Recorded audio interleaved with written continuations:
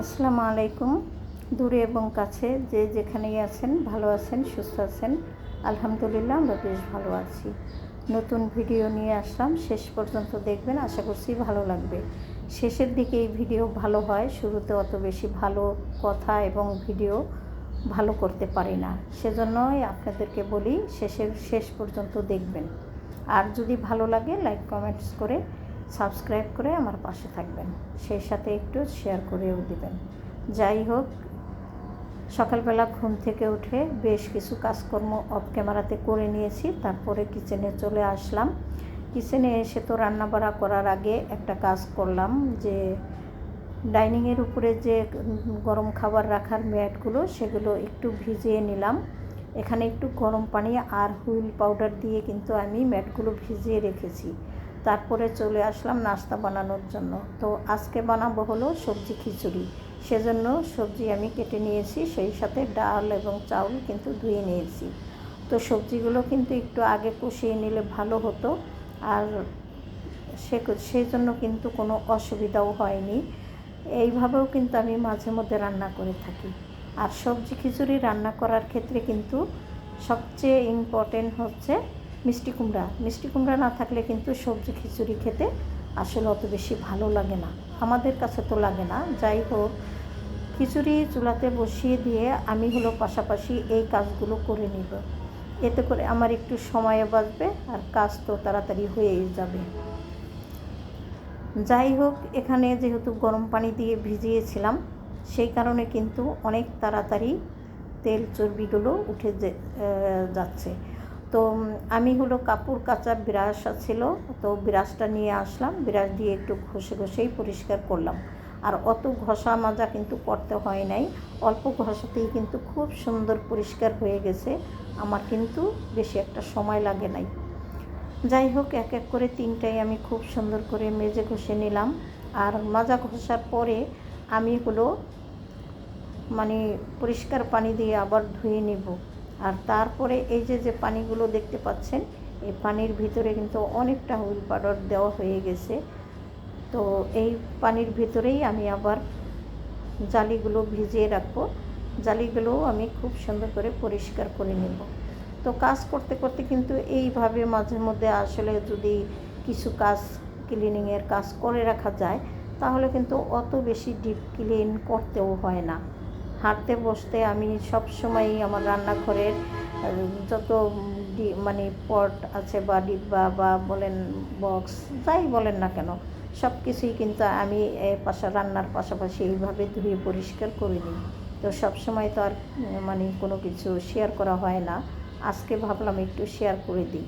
আর এই যে দেখতেই পাচ্ছেন, জালিগুলো কিন্তু খুব সুন্দর করে ভিজে গেছে এবং আমি কিন্তু পরিষ্কার করে ধুয়েও নিয়েছি। তো নাস্তা তো সবাই খেয়ে চলে গেছে, সেই সাথে বেশ কিছু আম ছিল বাসায়, ভাবলাম সবাইকে কেটে দিই, ওরা খেয়ে যার যার কাজের স্থানে চলে যাক। সবাই খাওয়া দাওয়া করে বাইরে যখন চলে গেল, তাই ভাবলাম হাতের কাছে যে কাজগুলো আছে সেই কাজগুলো সেরে নেই। সেই কাজগুলো অফ ক্যামেরাতে করে তারপরে আমি চলে আসলাম হলো বেসিন মাজার জন্য। আর এই মাজা ঘষাটা আমি বেশিরভাগ সময় অফ ক্যামেরাতেই করে থাকি, আজকে ভাবলাম আমি আপনাদের সাথে একটু শেয়ারও করব। তো অত বেশি কিন্তু ময়লা হয়ও নাই, কিন্তু যেহেতু অনেক পুরানা বেসিন বা সিঙ্কগুলো, তো সেই হিসাবে কিন্তু একটা যে দাগ পড়া আছে পুরানা, সেই দাগগুলো তুলতে কিন্তু অনেক চেষ্টা করেছি, কিন্তু কিছুতেই উঠানো যায় না। আর যথাসাধ্য ঝামা স্টিলের ঝামা দিয়েও কিন্তু আমি সিঙ্ক পরিষ্কার করে নিয়েছি আসার পরে। তো এই যে দেখতেই পাচ্ছেন, খুব সুন্দর করে কিন্তু আমি হুইল পাউডার দিয়ে মেজে নিলাম। এখানে কিন্তু ভীম সাবান দেওয়া যাবে না, আমি ভীম সাবান কখনোই এখানে দেই না, তবে এখানে কিন্তু একটু হারপিক দিলে দেওয়া যায়। ওই যে দেখতেই পাচ্ছেন একটা স্টেল আসে, ওই স্টেলে সামান্য একটু হুইল পাউডার দিলে একদম ঝকঝকে তকতকে হয়ে যায়। ওটা যেহেতু আমার তামার, স্টিল হইলে কিন্তু আবার কালো হয়ে যেত। স্টিলে কিন্তু কখনোই হারপিক দেওয়া যায় না। যাই হোক, দেখতে দেখতে আমি কিন্তু খুব সুন্দর করে পরিষ্কার করে নিলাম। আর এইভাবে আমি কিন্তু একদম দেওয়াল পর্যন্ত পরিষ্কার করে নিব। যদি টাইলস করা থাকতো তাহলে হয়তো বোঝা যেত যে কতটা পরিষ্কার হয়েছে বা না হয়েছে। এখন যতই পরিষ্কার করি না কেন কিছুই বোঝা যায় না, মনে হচ্ছে যেমন জিনিস তেমনই আছে। তবে বেসিনটা তো অল্প হলেও পরিষ্কার হয়েছে, যেহেতু বেসিনটা ভালোই নোংরা হয়েছিল। তো 2-1 দিন পর পরে আমি কিন্তু এইভাবে মেজে ঘষে নিই পুরো বেসিন সিঙ্ক সব কিছু। তো এই যে একটা স্টিলের মানে দেখতে পাচ্ছেন, এটা কিন্তু খুব সাবধানে মাজা ঘষা করতে হয়, কেননা স্টিলটা এত পাতলার কারণে আমার কিন্তু একদিন হাত কেটে গিয়েছিল।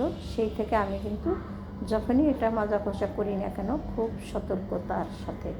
তো এই যে দেখতেই পাচ্ছেন, আমি কিন্তু খুব সুন্দর করে পরিষ্কার করে নিলাম।